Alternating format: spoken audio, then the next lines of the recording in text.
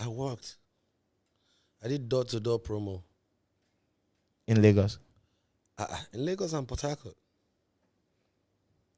What did that look like, door-to-door promo? You print your CDs? Yes. Any money I get, sometimes I can go and do live band, work for live band people, that kind of thing, backup singer. They'll pay me money out. There's one guy called Shola at Maryland. This Maryland mall, that's where a lot of people go to print CDs. So once I just send the money to him, he'll print the CDs, maybe 1,000 copies, send it through Agofree. I'll go and pick it up from the pack. Agofree, the motor transport company? Of course. I'll go pick it up, or ABC sometimes. I'll go pick it up, I have a small bag I go out with. If I'm hearing you any music from anywhere, I'm knocking on your door. I swear. Whether private or commercial Of course, I'm knocking. I'm a musician. Please play it. I just wanted to have that airplay. Because I believe so much in myself. There was no plan B. I never thought, there's nothing I would have done without music. Because I just feel satisfied. Even till now, if you give me 10 billion naira now, I will feel excited. But if I make that money through music, I feel blessed. It holds a deeper value. Yes, it's beyond. No matter what I'm going through, every time, if I show you the recordings on my phone, I don't throw my phones away. I record memories because I believe the memories are bigger than me. And how long did you have to do that before you found any headway at all, before it became commercially viable, not even successful? By dropping those 2 singles, right? Yeah. So I was getting the airplay. But I had to go back to Port Harcourt. I needed a base. So now Lagos was too saturated and the market was too competitive at that time. You feel me? Yeah. So I had to go back to Port Harcourt because I was a backup singer for Idris Abdul Karim first. When I left Idris, I had to go back to Port Harcourt because it's smaller and the things I learned from Lagos, obviously, I was way, way ahead of those artists over there at that time.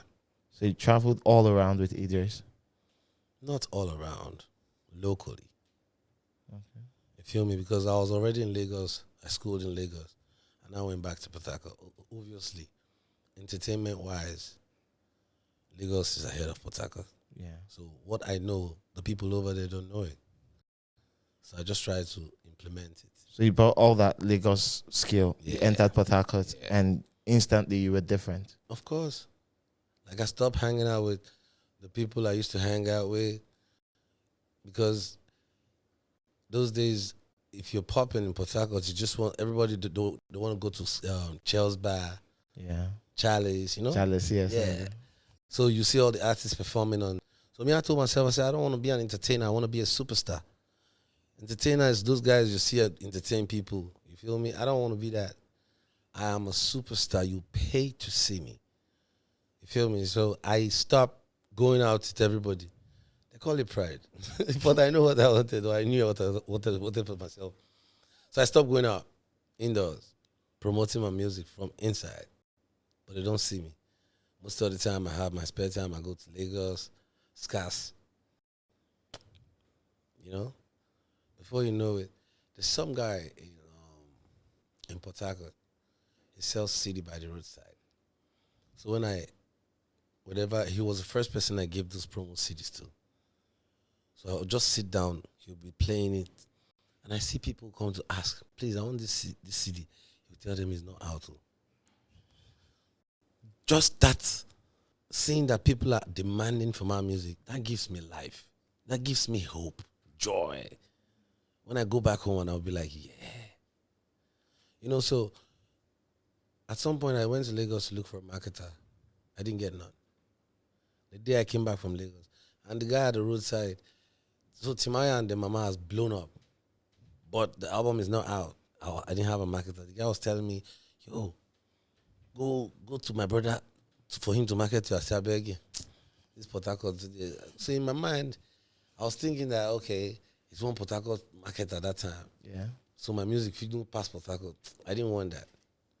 And I told him that I'm in Lagos now. I'm looking for a marketer. He said, I go and look for my brother now. He's in Alaba. I said, your brother there, Alaba? He said, yes. I said, okay. I called the guy. The guy said, who is this? I said, Timaya. Your brother said I should call you. He said, okay, carry your demo to come to my shop tomorrow morning. Let's see. I said, okay. So I went there with all the songs I've been doing in the studio. Ogologoma, all those things. As he slots the CD, I gave it to him the next day. We sat down. He was cleaning his shop. He's not like a big marketer at that time, though. Yeah. He wasn't one that marketed them, Sky B and some other guys. You know? So he was concentrating on the East. Yeah. You understand? Yeah. So when I gave him the demo, put all the songs on one CD, gave it to him. He was cleaning the store that morning. People were coming to ask him when he played Ogologoma. People were asking him, please, we want this song. He said it's not out. Different people. So he now told me, let's go eat. We went to eat. He told me, how much are you going to sell the album? He wanted a direct deal. Yes. I said, how much are you going to sell the album? I said, 3.5 million. He looked at me and smiled. He said, nobody will give you 3.5 million. I said, why? He said, let me tell you. The last money I'm going to give to you is 500,000. And if you do not come back before Monday, don't call my phone again. And this was Friday. That was such a hardball deal. No, mind you, the day I went to look for a marketer, you know when you're going to Alaba market, you see different kind of people going to look for marketers, like musicians, like upcoming musicians. They go lap for boss. So the first day I went to look for a marketer, they priced me 45K. Outright sale. 45,000 naira. 45K. Yeah, of course. Not be careful. 45,000 naira. What you say, K? It's not dollar.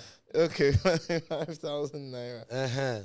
When they did that, I was so pissed that day I went when I was going back. So you know when you're going back, you still enter the same bus, a bus where the other artists are talking. This one will be talking. So the other time when he told me 500K, I was now going back home again. So the same upcoming guys, different people though. This set was the different set. Yeah. We're like, this one said the price in 25K, this one said 40K, this one said 50K.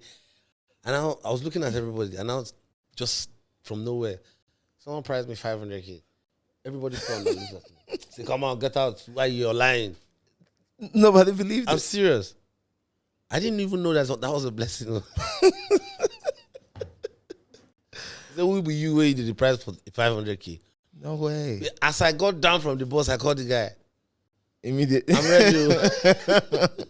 I told him, I said, I'm ready. He said, I come to the market on Monday, let's find out. You take your money. That's it. So now, because when I signed the deal with him, I took the money. Because I realized that, okay, this line is for the big boys in the market. His line is hidden. So what I did, I took that money. I went to the lead line. I gave them 11,000 naira. And I put Timaya and Dem Mama Ogologoma again. On Paris, on a mixtape. So you got your deal? Yes. Took money from that deal? Yeah. Then just for two-factor authentication, yeah, you went to pay another marketer of course to pirate it? Yes.